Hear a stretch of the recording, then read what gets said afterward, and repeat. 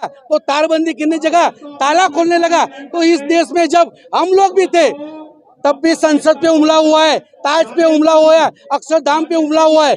सो आप सोचिए कि ये जो हमारा आंदोलन है इनडायरेक्ट डायरेक्ट ये देश हित का है, इसलिए ऐसे व्यक्ति के हाथ में सुरक्षा ना दी जाए। No pension no tension.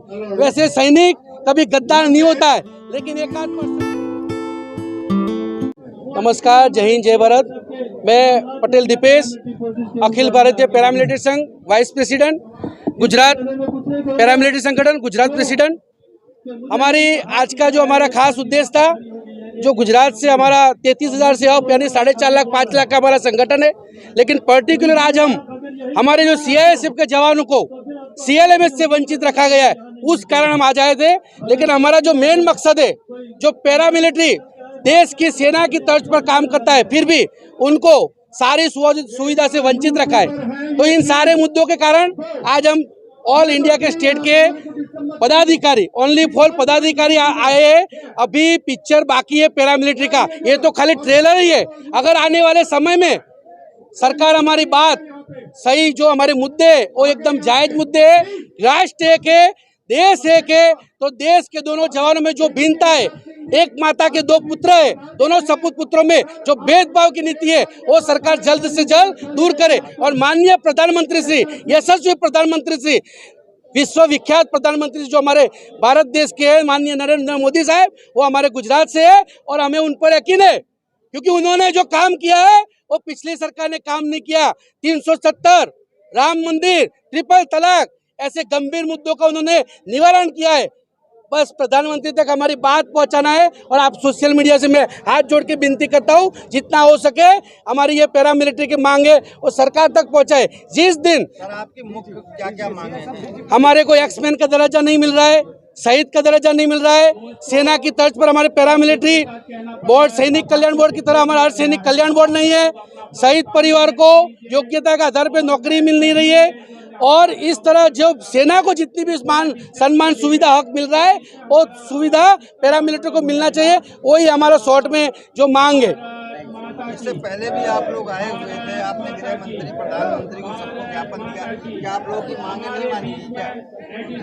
हमने देखो, हम एक डिसिप्लिन फोर्स के जवान हैं, तो हम इस देश में नागरिकों को असलामती हो ऐसा कुछ चाहते नहीं है, इसलिए हमने शांति प्रिय, अभी हमने हमारा असली रूप जो जवान है, देश के नागरिकों के और तिरंगा के आन बान शान के लिए अपने जान तक न्यौछावर करता है। लेकिन हम अभी चुप करके बैठे, क्यों? क्योंकि आम नागरिकों का भी हमें देखना है, इस करके अभी हमें उस आंदोलन तक पहुंचे नहीं है। लेकिन सरकार को समय रहते संभलने के लिए हम एक चेतावनी दे रहे हैं कि पैरामिलिट्री जवानों को, जब दिल्ली हाईकोर्ट ने एक आदेश दिया है कि ये सेना की तर्ज पर इनका काम है, आर्म फोर्स यूनियन है, तो इनको जल्द से जल्द, जब दिल्ली हाईकोर्ट ने ये प्रमाण पत्र दे दिया कि जल्द, तो सरकार को विनती करते हैं जो हमारा पैरामिलिट्री का जो भी प्रश्न है, जो भी समस्या है, उसका जल्द से जल्द निवारण करें। पेंशन की भी विसंगतियां लिखी हुई, पेंशन की क्या मांग है आपकी? पेंशन 2004 के बाद जो हमारी बंद है उसका, वो हमारी प्रमुख मांग में भी आती है।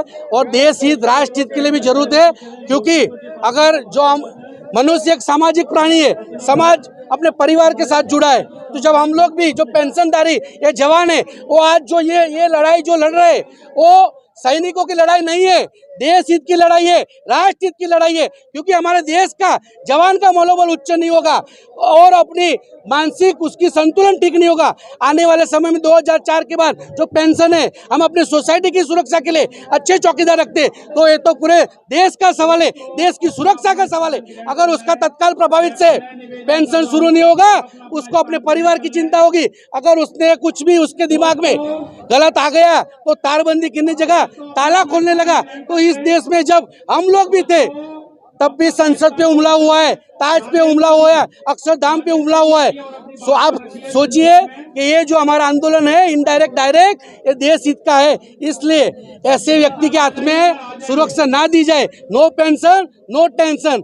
वैसे सैनिक कभी गद्दार नहीं होता है, लेकिन एक आध परसेंट भी ऊंच नीच हो गई और उसने ताला खोलना शुरू कर दिया, तो हमारे साथ देशों के साथ हमारी सीमाएं लगती है, वहां से आतंकवादी घुसना गया, फिर हम गुलाम की तरफ ना चली जाए। कैंटीन में आपके आप टैक्स लग रहा है, उसके बारे में क्या बोलेंगे? किसके बारे में? आपके कैंटीन में टैक्स जीएसटी लग रहा है। कैंटीन का भी प्रश्न हमारा है, जिसमें सेना, मैं आपको शॉर्ट में बोला, जो सेना को सुविधा है उसमें कैंटीन की सुविधा, एक्सपेंस